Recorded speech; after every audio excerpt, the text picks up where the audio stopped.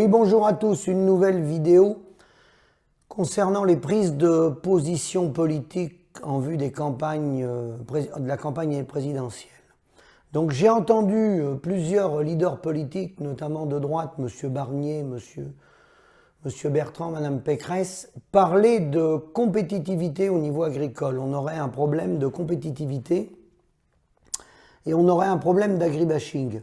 Il faudrait revoir vos notes, vous avez été au pouvoir. La compétitivité, est-ce que vous acceptez, vous, de vous mettre au revenu des parlementaires de Roumanie ou de Bulgarie, qui sont à moins de 20 000 euros par an? Je dis bien par an. Bon, c'est ça la compétitivité. Parce qu'ils font le travail, le même que le vôtre, à 3-4 fois moins cher.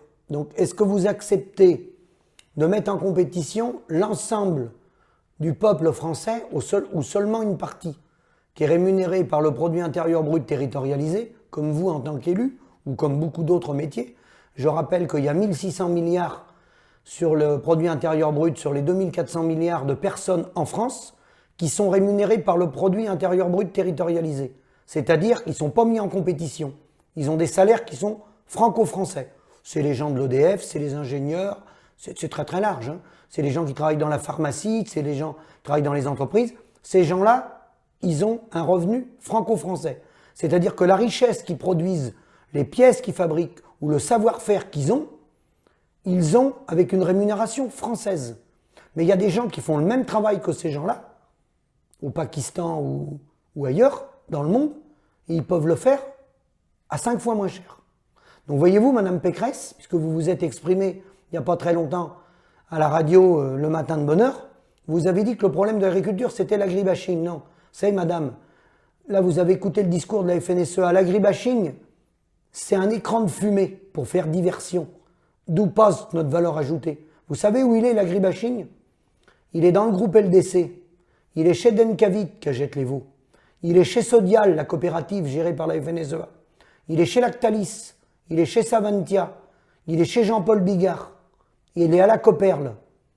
Il est là, l'agribashing. Faut pas mettre des grillages autour des exploitations, les gars. Perdez pas votre temps. Mettez pas une caméra pour quelques iluberlus qui peuvent venir chez vous.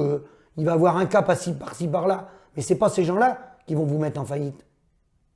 Le problème, il est chez nous, dans la profession. C'est les gens qui achètent votre produit. C'est les industriels qui mettent en faillite les paysans. C'est pas les bandes enherbées, le glyphosate, Yannick Jadot, les écolos. Ça, c'est un écran de fumée. C'est un écran de fumée.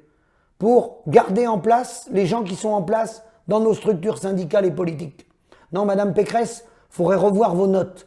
Parce que les gens qui crèvent aujourd'hui dans les campagnes, parce que je vous confirme, ça crève dans les campagnes. Surtout chez les éleveurs. Et c'est surtout pas vous qui avez résolu le problème. Vous l'avez plutôt aggravé. Alors, ne faites pas un écran de fumée avec l'agribashing. Les agriculteurs qui arrêtent aujourd'hui en masse l'élevage laitier, allaitant, venez voir les comptabilités.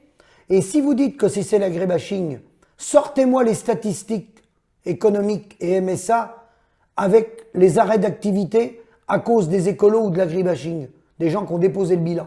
Sortez-moi les statistiques. Faites-nous visiter une exploitation d'un agriculteur qui a arrêté parce qu'en pleine nuit, on est venu attaquer son exploitation et il a déposé le bilan. Sortez-moi les chiffres. Donnez-moi les noms. Par contre, moi, les noms d'exploitants qui arrêtent parce qu'ils ne peuvent plus payer leurs factures, qui jettent l'éponge, les GAEC, les associations explosent, il y a beaucoup de divorces, notamment dans l'élevage, parce qu'il n'y a plus de revenus, parce qu'ils ne sont pas payés par les coopératives laitières, par les coopératives qui achètent la viande, ou les poulets, les canards ou les lapins. Ça, par contre, je peux vous en trouver. Sur des rayons de 10 km, on va faire les fermes toutes les unes après les autres. Donc, ne déviez pas le débat, ne trompez pas les Français qui ne sont pas au courant de ce qui se passe. Le problème, c'est l'acheteur. C'est le prix de nos produits. Et pour ça, il faut une gestion des volumes, il faut une gestion des importations et des exportations. Parce que quand on veut mettre en compétition des gens, si on veut mettre en compétition les gens, on met tout le monde en compétition. On met le ministre, le chef de l'État, on met les ingénieurs, les cadres supérieurs, on met tout le monde en compétition au produit intérieur brut mondialisé. On ne met pas une partie de la population qui, soi-disant, n'aurait pas fait d'études, Vous n'aurez pas de compétences. Si on n'a pas de compétences, venez dans nos exploitations nous remplacer. Et vous allez voir si on n'a pas de compétences, si on n'a pas de savoir-faire. Venez gérer des troupeaux. Venez, envoyer des ingénieurs à notre place, faire notre travail, les perfusions sur les animaux, la maîtrise du matériel et de l'ensemble de l'exploitation des cultures et la gestion de l'élevage. Venez, venez, amenez des ingénieurs dans les exploitations. Et vous allez voir si on n'a pas de compétences. Alors je terminerai juste quand même, parce que Mme Pécresse, M. Bertrand, M. Barnier, mais vous n'êtes pas les seuls, à parler de compétitivité. Quand vous arrivez sur les plateaux parisiens, vous êtes bien habillés, pas de problème, la vie est belle pour vous. Vous ne faites pas partie des gens, des 11 500 000 Français qui gagnent 720 € et moins. Parce que dans les paysans, il y en a un nombre important, voyez-vous, qui gagnent 720 € et moins. D'accord? Vous ne faites pas partie de ces catégories-là. Par contre, quand vous êtes arrivé sur le plateau, à ma connaissance, vous avez mangé. Vous avez mangé. Votre ventre est plein. Vous avez mangé. Et vous savez qui c'est qui vous apporte à manger? Les paysans. Et vous les laissez crever. Moi, j'aurais honte d'aller sur les plateaux pour raconter des conneries pareilles. Et je peux vous dire que d'ici très peu de temps, je pense que je vais réussir à choper un plateau télévisé. Parce que je vais me faire inviter. Et le jour où je vais être sur le plateau télévisé, croyez-moi que si vous êtes en face, vous allez comprendre la douleur. Parce que vous êtes responsable. En tant que parti de droite, vous êtes entièrement responsable de la situation de l'élevage en France. Je dis bien entièrement responsable.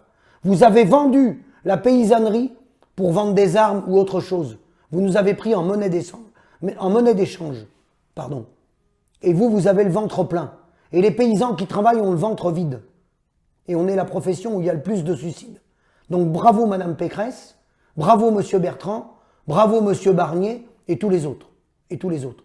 Parce que tous ceux qui ont été au pouvoir, ils nous ont conduits à ce résultat-là. Et c'est grâce aux paysans si les gens mangent. Alors peut-être que demain on mangera des insectes, hein, mais on n'est pas rendu là encore.